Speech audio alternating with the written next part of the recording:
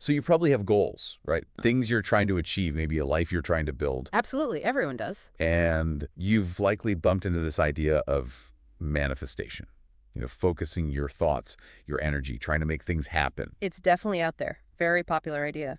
Yeah, but then there's this other thing, acceptance and commitment therapy, ACT. Sounds almost opposite in some ways. It can seem that way initially, yeah. One seems all about getting specific outcomes, the other, well, something else. Exactly. But they both seem to touch on understanding what you actually want, your values.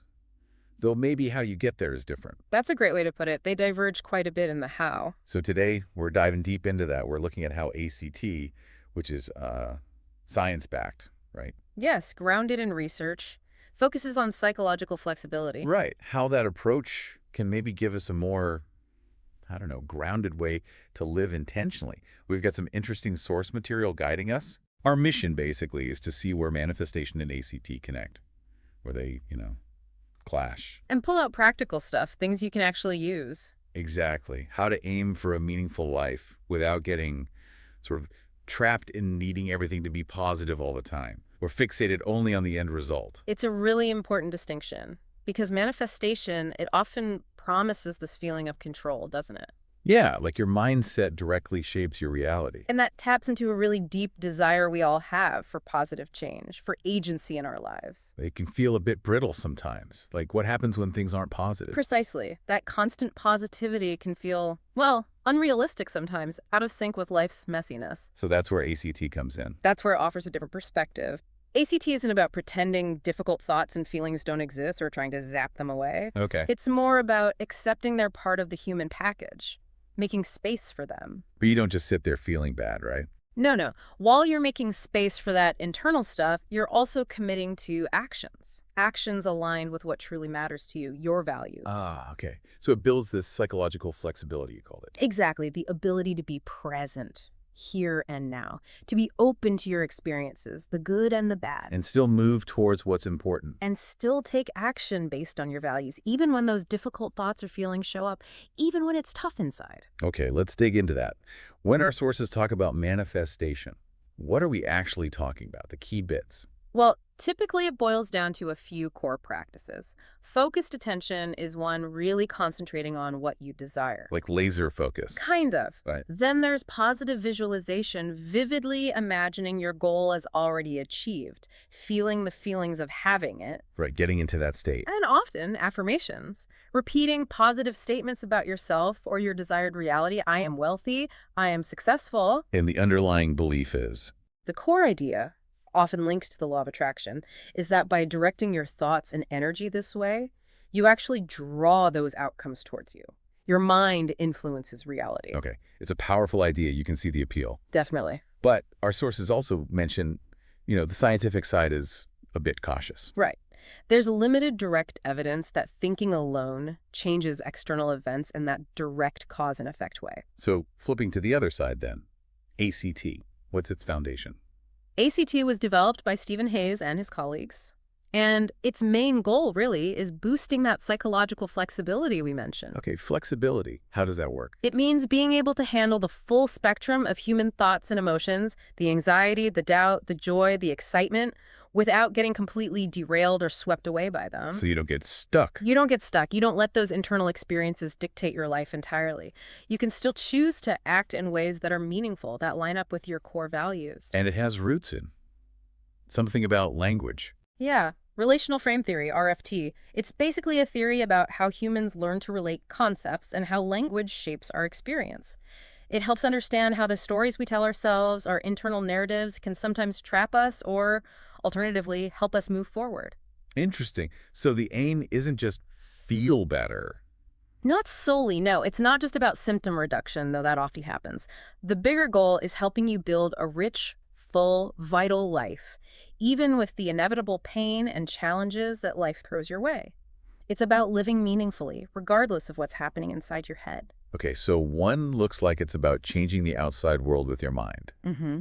And the other is about navigating your inner world so you can act effectively in the outside world. That's a good summary. They do seem quite different on the surface. But, and this is where it gets interesting, our sources say there's actually some surprising common ground. Where do they meet? The biggest meeting point, and it's crucial, is values. Values, okay. ACT puts a massive emphasis on clarifying what truly matters to you. What are your guiding principles? What kind of person do you want to be? What gives your life meaning? And manifestation. Well, if you look at manifestation in a grounded way, beyond just wanting stuff, it often starts there too. What do you really desire? Why do you want those things? Often the answer links back to deeper values. Ah, I see. So whether you call it values or deep desires, you first need to know what direction you're heading. Exactly. That shared question our sources mention, what kind of life do you want to live? That's central to both. When understood well, it's the bridge. Okay, that makes a lot of sense. If you don't know what you value, your actions are just scattered. Right. Your energy is unfocused, whether you're trying to manifest or live by ACT principles. Now, visualization. Huge in manifestation, right? Picturing the outcome. Absolutely key. How does ACT relate to that? Does it use imagination at all? Oh, definitely. ACT uses imagination, but maybe differently. There are exercises like imagining yourself at your 80th birthday party, hearing what people might say. Or the funeral exercise? I've heard of that one. Sounds a bit morbid. It can sound that way, but the purpose isn't prediction. It's values clarification. How so? By imagining those moments, you connect with what you hope your life will have stood for.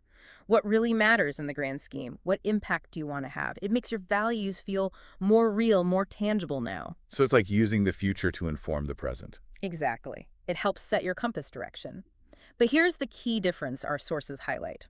ACT uses this to fuel commitment to the process, the actions you take day to day, aligned with those values. Not to guarantee you'll get a specific result. Precisely. It's not about locking in an outcome, it's about motivating values-driven behavior now. Okay, less picture the mansion and more picture the kind of person who lives a life of meaning and what are they doing today. That's a much more ACT consistent way to think about it, much more tangible, as you said. What about that manifestation idea of acting as if, behaving like you already have what you want? Is there an ACT parallel? There really is. ACT talks about committed action, Committed action. which means taking deliberate steps towards what you value, towards the life you want to build, even when it's uncomfortable, even when you have doubts, even when you don't feel like it. So if I value connection but feel anxious socially, Committed action might mean reaching out to a friend, going to that gathering, even with the anxiety present. You're acting in line with your value. and how's that like acting as if? Well, think about it. If you want to be, say, a more courageous person, a value the engaging, you engage in courageous acts. You act as if you are already courageous by doing the brave thing. It's behavioral. You embody the value through action. So it's acting in line with the person you want to be, driven by values, not just pretending you've got the result. Exactly. You're taking steps that reflect who you aspire to be and the direction you want your life to take. It's about the doing, guided by values. So, okay, we've got these connection points. Values, imagining a valued future, taking action. Seems promising, but the sources are also clear there are major tensions. Let's get into those. The big one seems to be control. Yes, that's probably the sharpest point of contrast. Manifestation often really emphasizes controlling outcomes through thinking positive thoughts, right? It implies, or sometimes states outright, that you can directly control what happens externally by managing your internal state, your thoughts and feelings. How does ACT see that? ACT fundamentally challenges the idea that we can reliably control our private experiences, our thoughts, feelings, sensations. And more importantly, it questions whether we should even try that hard. Why not? Isn't it good to control negative thoughts? Well, think about it. Have you ever tried really hard not to think about something? Yeah, it doesn't usually work. Makes you think about it more. Exactly. ACT calls that the problem of experiential avoidance. Trying to suppress, fight, or eliminate unwanted thoughts and feelings often backfires. It can amplify them, drain your energy, and shrink your life down. So ACT says, just let them be there. It emphasizes acceptance, which isn't resignation. It's not liking the feeling. It's allowing it to be present without a struggle, opening up to it, While still doing what matters. while still choosing your actions based on values. So, manifestations focus on controlling outcomes via mindset, clashes directly with ACT's principle of accepting what you can't control internally and focusing action on what you can influence your behavior, and accepting the uncertainty of external outcomes. That makes sense. Trying to force positivity 24/7 sounds exhausting. It really can be, and isolating, especially when you're facing genuine hardship. Which connects to that experiential avoidance point you just made. How does a really rigid take on manifestation link to that? If you believe any negative thought or feeling will sabotage your manifestations, you might feel immense pressure to constantly police your inner world, to maintain a high vibe at all costs. So you start pushing down doubt, fear, disappointment. Exactly. You avoid those low vibe feelings. That's experiential avoidance in action. And from an ACT perspective, that avoidance is often the source of psychological suffering, not the feelings themselves. So trying not to feel bad makes you feel worse. Paradoxically, yes, often. It constricts your life. ACT encourages the opposite, making space for all of it. Recognizing discomfort is normal, not a sign you're failing at manifesting. So instead of, I feel anxious, I need to fix this before I can pursue my goal, ACT might say. ACT would guide you to notice the anxiety. Here's anxiety.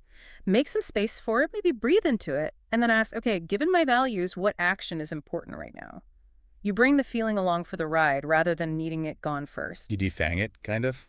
That's a great way to put it. You see, it doesn't have to be in the driver's seat. You can feel doubt and still submit the proposal because you value growth. Okay. Then there's this other tension. Fusion with desires. What's that about? Cognitive fusion. In ACT terms, that's when we get tangled up with our thoughts. We treat them as literal truths or commands we must obey rather than just mental events. Words and images in our heads. How does that play out with manifestation? You might fuse with a specific desire, like, I must get this promotion, or I'm a failure, or my self-worth completely depends on achieving X. The thought and the reality become inseparable in your mind. So the desire becomes rigid, absolute. Yes, and often your sense of self gets fused to achieving it. It creates fragility. If you don't get the thing, the fused belief, I'm a failure, hits hard. And ACT's approach. ACT aims for diffusion, creating some space between you and your thoughts, learning to notice them, observe them, without necessarily buying into them or letting them dictate your actions or your self-worth. So you can still have the desire. Oh, absolutely. Desires are human, but you hold it more lightly. You see the thought, I need this promotion, as just a thought, not an absolute command or the sole determinant of your value. So instead of, I must be rich to be happy, ACT helps you notice that thought. Yes, notice the thought itself. Maybe see the value underneath it, like security or freedom. Exactly. Uncover the why. And then act on that value, maybe in different ways, regardless of whether the rich outcome happens immediately. You've got it. It frees you up to move towards what matters, even when those demanding, I must or what if thoughts are still popping up. This is really helpful. Okay, so if we take these ACT principles, how can we sort of integrate them? Reframe manifestation practices to be more flexible, less rigid. Our sources laid out a nice structure using the 6 core ACT processes. Yes, the ACT Hexaflex. It provides a great map. Let's walk through it. First, Yeah. acceptance. How does that reframe things? Instead of needing constant positivity, acceptance means allowing those moments of doubt, fear, or just feeling meh, those low vibe days. You don't judge yourself for having them. No. You accept them as part of the deal of being human. This takes the pressure off, paradoxically making it easier to keep going towards your goals because you're not fighting yourself constantly. Feels lighter already. Yeah. Okay, next, cognitive diffusion. This is about noticing those sticky thoughts. This will never work. I'm not good enough. I messed up my manifestation, and seeing them for what they are. Just thoughts. Passing mental events. Not capital T truth. Exactly. You create distance. You might say to yourself, aha, there's the I'll never succeed thought again. Noticing it without wrestling it. This stops those thoughts from automatically stopping you.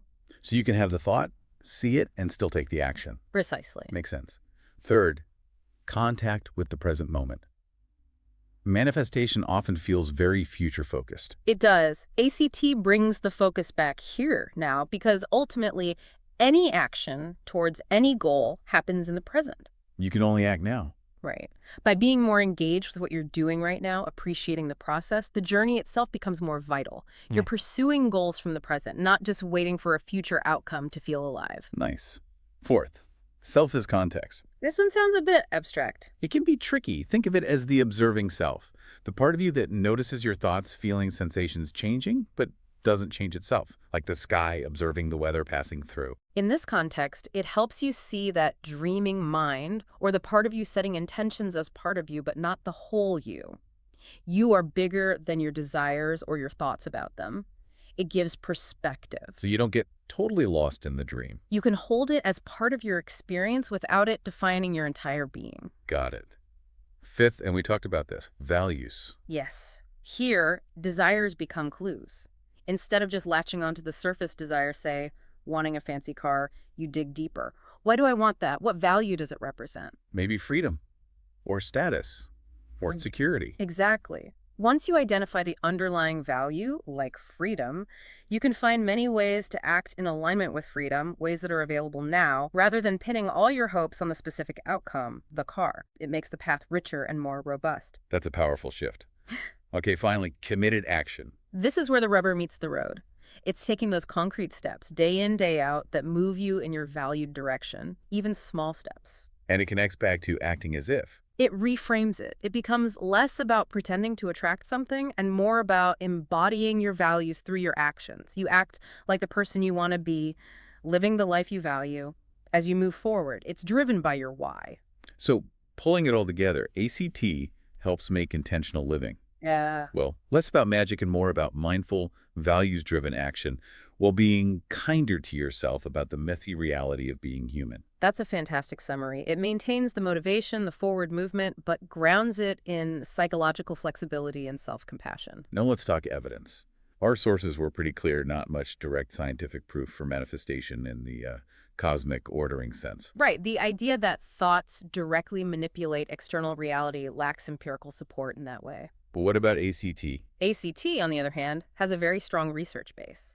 Decades of studies support its effectiveness for anxiety, depression, chronic pain, addiction, workplace stress, wide range of challenges. Okay, so ACT is well established, but are any of the ideas associated with manifestation when maybe reframed, supported by psychology? That's where it gets nuanced. Some related concepts do have backing. For instance, future self-continuity, feeling connected to the person you'll be in the future. Research links that to better long-term planning and goal pursuit. Interesting. Positive visualization, too. Not necessarily as a reality-bending tool, but as a way to clarify goals, rehearse steps, and boost motivation and planning that's used in sports psychology therapy. When it's balanced, not just wishful thinking. Exactly. And values clarification, which we keep coming back to, is a cornerstone of ACT and widely recognized as crucial for psychological well-being and purposeful living. So while the law of attraction itself isn't proven science, Correct. the underlying psychological process is involved in clarifying what you want, picturing positive paths forward, connecting with your future self, and taking values-based action. Those are psychologically meaningful concepts. Absolutely. Reframing manifestation practices through an ACT lens essentially takes the potentially useful kernels, focusing intention, visualizing, acting, and plants them in the evidence-based soil of psychological flexibility and values. It shifts from magical thinking to skillful living. Can you give a concrete example? Yeah. Like someone using affirmations. Sure. A typical manifestation affirmation might be, I'm abundant, which can feel untrue or create pressure if you're struggling financially. Right. An ACT-informed reframe might turn it into a values reminder. I choose to act in ways that align with my value of providing security, or I commit to actions that cultivate resourcefulness. It focuses on your chosen values and actions, not just stating an outcome as fact. So it becomes a behavioral intention tied to a value. Exactly. Or take acting as if. Instead of pretending you're already a millionaire to attract wealth, it becomes embodying the qualities associated with your value connected to wealth, maybe diligence, creativity, or generosity in your actions today. It's about who you are becoming. That feels much more empowering and less. Right. It puts the focus on what you can do, guided by what matters. There's one more crucial piece our sources touch on: ethical considerations, context. Yes, very important. ACT always emphasizes understanding behavior within its context. This includes social factors, systemic issues like poverty or discrimination, and personal histories like trauma. Which sometimes gets missed in simpler manifestation narratives. Sometimes, yeah. There can be an implication that if you're not achieving your desires, it's solely down to your mindset, your vibe, which can feel like victim blaming and ignores real-world barriers. So an integrated ACT approach avoids that. It has to. It acknowledges that while we work on psychological flexibility and values-based action, we also exist within broader systems and histories that significantly impact our lives and opportunities. It's not about pretending those don't exist. Well, it's not saying you're solely responsible for every outcome. Definitely not. It's about empowering you to take meaningful action within your reality, navigating the challenges, both internal and external, with more flexibility and purpose, while recognizing those larger influences. Okay, so bringing this all home, what's the main takeaway from this deep dive? I think the core insight is that ACT offers this robust, evidence-based way to approach intentional living, the kind of goal-oriented life often associated with manifestation, but makes it much more psychologically healthy, flexible, sustainable, and ultimately more compassionate towards ourselves. It takes the desire for a better future that manifestation taps into Yes, and grounds it in practical skills for navigating the present with all its difficulties. exactly.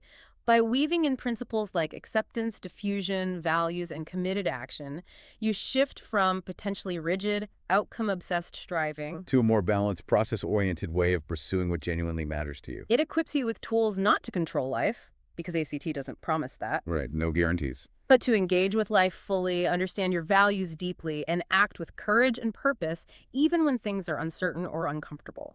So it's really about building a meaningful life, guided by your inner compass, rather than just chasing specific results. Precisely, embracing the whole journey, the ups and the downs, while consistently taking steps in a direction that feels true to you. Okay, so a final thought then, for you listening.